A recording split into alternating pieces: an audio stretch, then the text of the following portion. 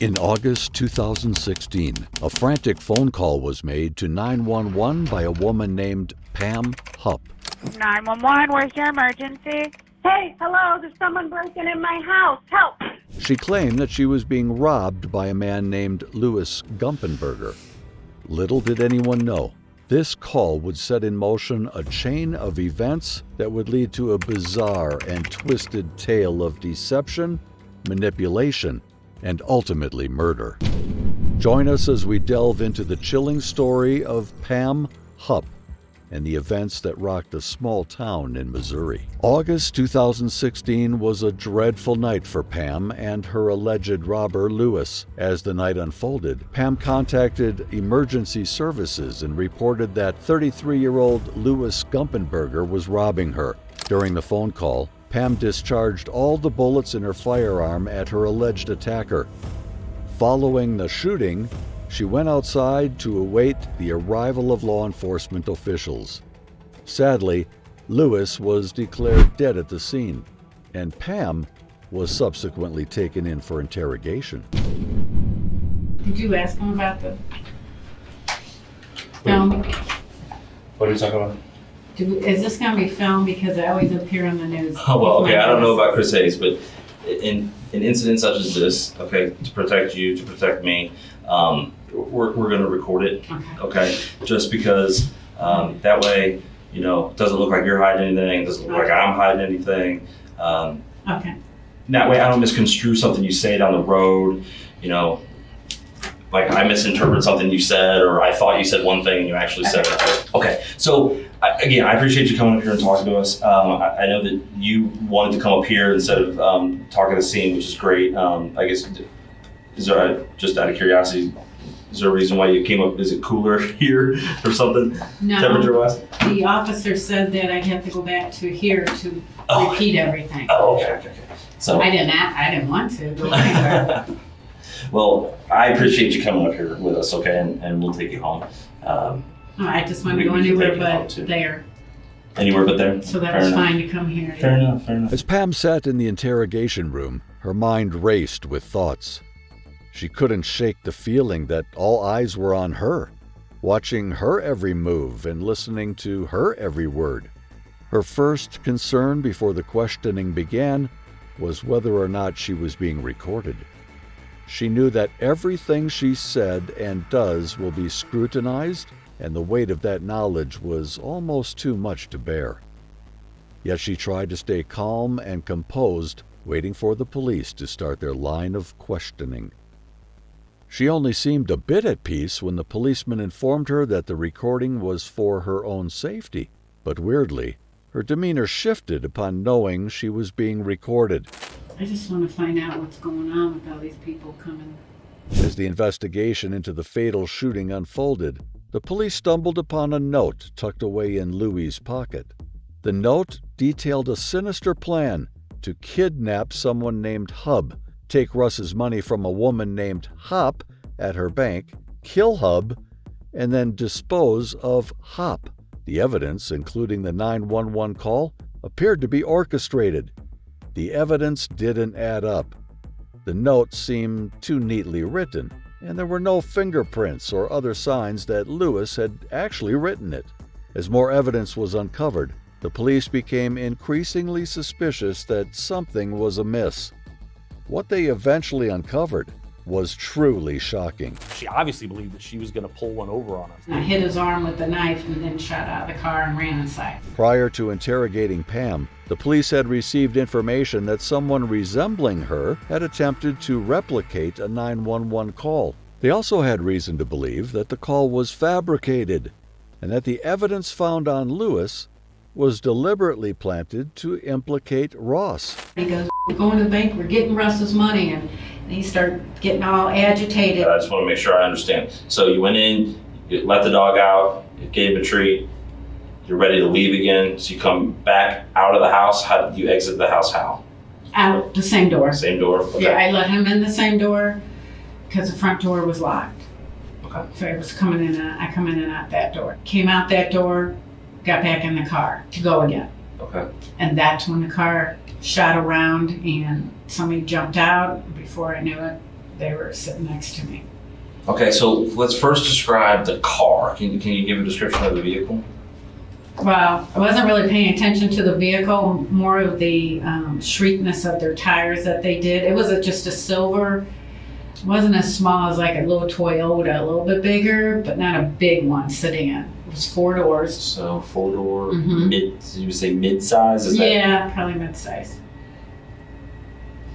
Wasn't brand new. Do you remember anything specific about, other than being silver, being 4 doors, anything on that? You said it wasn't that new. No, Anything it else? wasn't like shiny, like you could tell it was. Just had a 2004 Honda, kind of like older like that. You know, not that it was a piece of crap or anything, but it was, yeah. It was a veteran car. Yeah, that's all I remember about it. It was just so fast. Like I wasn't really even looking at the car. It was like, what's this hastiness that this car's doing? This quickness. I didn't know what was going on. It was getting weird, and it was like, because they tore around, and he popped out, and I'm like, my first thought was, did I know him? Because they did it so fast, but then I was like, and I looked back down, and next thing I knew, he was there. So. Okay, so as I was up there for a few minutes, and I noticed that there was an orange car parked on the street. That's my next door neighbor's. It's Okay, it's broke your neighbor's down. car. Okay, Mhm. I wasn't sure. I didn't know where that It's came broke from. down. Okay. And I looked up again, the guy had shot out. When he pulled around, a guy like shot out, and I looked down again and thought, kind of strange. I don't even know if I thought it was strange, but it was weird. And so I looked up again as he was getting out, and he squealed right off. The guy squealed right off. Like, I assume he shut the door, but I don't even know because I wasn't looking at that. I could hear it in that, and I was more looking at like, who's getting out of the car? You know, is it somebody I know? Because they're right in front of my driveway. So that guy squeals away. The guy jumps in the passenger seat of the car. I know you described he was having a knife in one hand and something else in He has another. Yeah, well, he had popped in when he opened up the door, and I don't know what I was thinking. I don't even know. He just was in there so fast, but I know he was jumbling something in this arm and had a knife in the other hand. And then he switched somehow. I don't know if he set his stuff down or dropped it. I don't know what he did, but he had put the knife in the other hand then. And that's when he put it up here. So you're using your right hand. Are you right or left-handed? I'm right-handed. Okay. Did you use your right hand because you're right-handed, or did you use your right hand because that's how you recall it happened, or? That's how I recall that it happened. Because he had something in his right hand when he first got in, and then the first few seconds, I didn't see a knife or anything. I know he just had stuff, you know, and I was just like freaked out, and then all of a sudden he dropped stuff, and then he had a knife, so I'm guessing right. Okay. So what, if anything, did he say? He said, "You're gonna take me to the bank and get Russ's money. We're going now, so get going." But he just kept yelling stuff like that at me. So at this time, I don't have it in gear or anything, or I do have it. No, I don't have it in gear. And I had put it in gear to go because I didn't know what to do. And then that's when I noticed he was looking back. I don't know if he was looking, because cars, I don't know what he was looking at, but he kept looking back, and I noticed that. So I put it back in the gear, and he said, "Get going right now, we're going to the bank." And then he looked back again like this, and I hit his arm, and I shot out of the car. So when you say put it back in gear, you mean you put it back in park? Mhm. Okay. So my plan was to get out of the car somehow. So when he came up and approached you at the car door and got in, the vehicle was in reverse with your foot on the brake? Yes. Okay. I don't know if it was still in park or in reverse. I don't know. I'm not sure. Okay, so you kind of described the guy in the silver. I think it was in reverse, but I can't swear to it. I don't know if I put it in reverse when he said, "Let's go," or if I already had it in reverse. I don't know, because I kept looking at him and kind of what the hell was going on with the situation. And next thing I know, he's there. Okay. At that point, no, you know what? No, it wasn't. I wasn't in gear. My car was running. I had left my car running when I came out. So it was in park. Even though Pam thought that how she described the incident and Louis' condition would play in her favor and convince the police, she was far from the truth. In reality, the police had already caught on to her lies and knew something was amiss, so she was fooling no one. As it was, there was a lot of mystery surrounding Pam. In 2013, Pam's mother, Shirley, passed away under mysterious circumstances. After her death, Pam inherited a large life insurance policy. Shirley was found by her housekeeper beneath the balcony of her apartment with a broken railing. The coroner's report concluded that Shirley's death was due to an accidental fall. However, what was strange about the incident was that there was 8 times the normal dose of the sedative zolpidem in Shirley's system, raising questions about the cause of her fall. In another instance, Pam would receive a large sum of money from the life insurance policy of a woman named Betsy Ferrier. Betsy, who was suffering from breast cancer, trusted Pam deeply and eventually named her as the sole beneficiary of her $150,000 policy. Betsy had grown wary of her husband Ross spending all of the money and believed Pam would put it to better use. As it turned out, Pam had worked hard to gain Betsy's trust before being named the beneficiary. The police later discovered that Betsy Ferrier had been poisoned with a lethal dose of antifreeze. This raised red flags, as it seemed unlikely that 2 women close to Pam would die under mysterious circumstances within a few years of each other. Before the police even interviewed Pam, they had reason to suspect that the crime scene was staged. They had received a report that someone matching Pam's description had attempted to reenact a 911 call in the area shortly before the shooting took place. When they listened to the actual 911 call from Pam, they found it suspicious. Her tone and words didn't seem to match the severity of the situation. Have you ever seen this guy before? No. Don't know him. He doesn't look like somebody you've seen somewhere before with somebody else. I mean, as you remember back, as you picture him in your mind, you cannot make any link between this guy and you. No. I mean, I wasn't looking directly at his face. I was trying not to look at him. I do know when he did get in, there was something familiar about him, but I don't know him. So I don't know if I don't know. He seemed familiar, like I should know him, but I do not know him. They also noticed inconsistencies in her story and the fact that she had fired all the bullets in her gun at Louis, which seemed excessive for self-defense. The driver of the vehicle, to the best of your ability, what you saw. Describe the guy that got in the vehicle with you. The guy who got in with me, he had on shorts. He had on blue shorts, shortish hair, sandy blonde. And now, forgive me, I did not go in the scene. I've not been in the scene. Okay. So is he a white male, black male, Oh, I'm sorry. Hispanic male? He's white male. White male. He was taller than me. He had blue gym shorts on, and some sort of t-shirt, and sandy blonde hair, and I want to say his eyes were blue, but I'm not sure. It's not like they were like a bright blue or anything like that, noticeable. But I want to say they were light colored eyes. They weren't brown. Okay. I don't think. I could be wrong. I really wasn't looking at his face. All I saw was like a dark dome, but short hair like you. Right.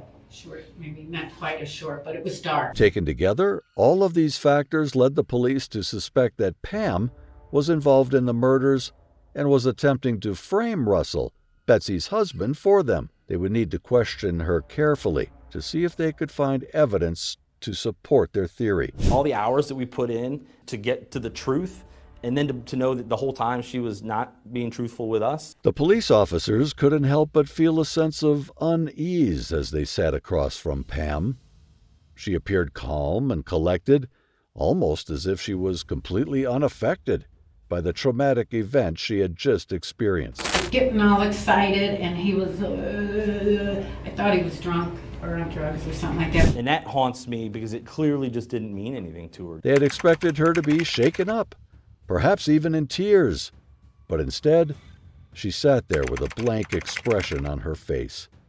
It was almost as if she was detached from the reality of the situation. Well, we lived in Florida for 11 years. And we moved Where back at? here, Naples. Why would you move from Naples back here? I didn't like Florida. Why not? Well, Naples, which is super gorgeous. Yeah, everybody talks about it. It's all rich people. There you go. So, well, it's a service town. There's no real industry. I got The you. biggest employer was the school district. Yeah. We had our own business down there. We did Okay. plantation shutters, but when we were down there 11 years, we did that and sold it and moved back after my dad died because my mom couldn't handle. So you guys own your own business, H2 something? Now we do, yeah. What do you do? We flip houses. Oh, That's just an aside. Because construction is what my husband does. okay. So you buy houses that are in poor condition, or foreclosure, fix them up, and then sell them. Is that all? I mean, you just do that? Do you ever buy houses and then like just rent them out and be landlords? No. We've No? done that. We You've did done that that? down in Florida, yeah. One of them we had was an ex-police. Yeah. Not on the force anymore. No brainer, right? So now that the housing market's kind of coming back, has it affected your business at all? Yeah. Not so much the housing market coming back, but because there's no inventory out there. Yeah, The 'cause problem everybody's- is people are buying foreclosures. They're Right. buying- Now we'll see an influx of them losing them again because the real bad ones, if you can't do it yourself, people think, oh, I can do this, but really you don't get what's in there. A lot of them sit for a year, 2 years empty, which means broken pipes. You don't Mhm. know it until you're All in the there. interior stuff you don't know. We bought or looked at houses that have been halfway gutted. People try, and it's just too overwhelming. It's a lot of money, So, you know. so your husband works for another employer, and he does Yeah. that on the side. Yeah, we do it outside. We've done it since, gosh, we've done it for about 8 years. So have you always Well, worked? we quit in 2008 when the market fell. Mhm. We just quit because it just wasn't worth it. And then we started back up a couple of years ago. Have you always worked in that type of? You always worked in that industry, I work in insurance. We've always renovated our own houses, right? so Yeah, if you can do it, then there's deals out there. It's not bad. there is. The deals aren't out there anymore. That's Well, the no, I problem. understand. I'm saying if they are. No, I mean like, but the no inventory means banks are cranking up the prices of foreclosures. Right. Now your husband works in construction. Is that he also doing carpenter type stuff there too? Then. Yeah, they do everything. But when we had our own business, he handmade plantation shutters, which are the interior shutters, Uh-huh. and that was his business down there. My brother-in-law lives in Arizona. His is a dry heat, and he said, hot, still hot, because it's always 100 something there. He's in Phoenix I know. or Tucson. Heat is always heat. Yeah, Well, there maybe- it was like hot. Like my sister-in-law lives in Minnesota. Same thing, 6 months cold. I mean, I don't want that either. That's No. ridiculous. Snow and stuff. That's why it's nice here because you get a little bit of everything. Like you said, you get tired of it once, and all of a sudden here comes a change. And it was fun at first. And then the other thing you got is in the winter when it's really nice and you're looking forward to the great weather, town was 3 times, 4 times its size Yeah. because of tourists. Oh yeah. I've never been there, but I know a couple people that They go down treat there. your place like crap. Right. You can't get in restaurants. You can't get in anything because there's so many people. That traffic's horrid because they're not going to work. So everybody's lollygagging around. It got to be, Naples has gotten so big now that it's just, we were like, It's congested. And it's it's just not. so horrid. Yeah. Did you go to college? Where'd you go? Down in Florida. I started at UMSL up here. What's the university? Is it local or what is it? It's a private college down there. You had to go up to Fort Myers for part of it and then Naples for the rest of it. So yeah. What'd you get your degree in? MIS, Management Information Systems. Sounds exciting. It was. I haven't done it in a long time. I've been doing insurance for a long time. Surprised you guys are entrepreneurs. Why don't you do your own insurance? You ever had your own insurance company? Like your own office or whatever? No? Well, what's H2 LLC? You're doing sales there. No, not really. I mean, you put a house up for sale. I mean, So you're putting it for sale. right. But when you do like insurance and stuff, you gotta go out. You're talking commission and all that type of stuff. That's a tough business. And I hate to say it, but you know, I work for the big chains. Let somebody else have that headache, and that's why they weed them out. Yeah, I wouldn't be good in sales. I think you would. No, I'm not a salesman. I hope she got that on film. I don't know if she did I don't think she did my forearms. I just noticed that scratch. She did my uppers and my hands, but I don't think she did that. I just noticed it. Let me see what she said. Well, it is a I big had some deal. bruising starting up there. But you're not sure if she got the scratch there? Well, I did this for my hands. I don't think she took it on my arm. As they tried to make small talk with her, asking about her hobbies and interests, the officers couldn't help but wonder what was going on inside her head. They had a hunch that there was more to this story than what met the eye. They needed to dig deeper and find out the truth. The room was filled with eerie silence as they waited for their bosses to give them the green light to continue the interrogation. Little did they know that what they were about to uncover would shock them to their very core. Pam's calm demeanor was just the tip of the iceberg, and what lay beneath the surface was a web of lies, deceit, and greed that would change everything they thought they knew about the case. And I just started shooting and walking towards them. I wanted to be sure I hit them. Because everybody kept saying that's a little gun and blah, blah, blah, and I got to reclub. So once that door opened and he was there, I just started shooting and walking towards him until I didn't have him more. It did not appear to me that she was in fear of Louis in any way, shape, or form. As it turns out, Pam had been manipulating people for years, and Louis was just the latest victim. She had convinced him to pretend to rob her and promised him a large sum of money in return. What Louis didn't know was that Pam was using him to frame someone else for murder, more specifically Russell, the husband of Betsy. Russell was wrongfully convicted of the murder of his wife and was later acquitted. After his acquittal, he claimed that Pam had murdered Betsy to get a hold of her life insurance policy. When he came forward with this claim, Pam obviously wanted him removed from the scene. The police were able to connect the dots and realize that Pam had been behind the deaths of her mother and Betsy as well. In the end, Pam was sentenced to life in prison for the murder of Louis Gumpenberger. If you want to watch more of these interrogation videos, please subscribe to the channel.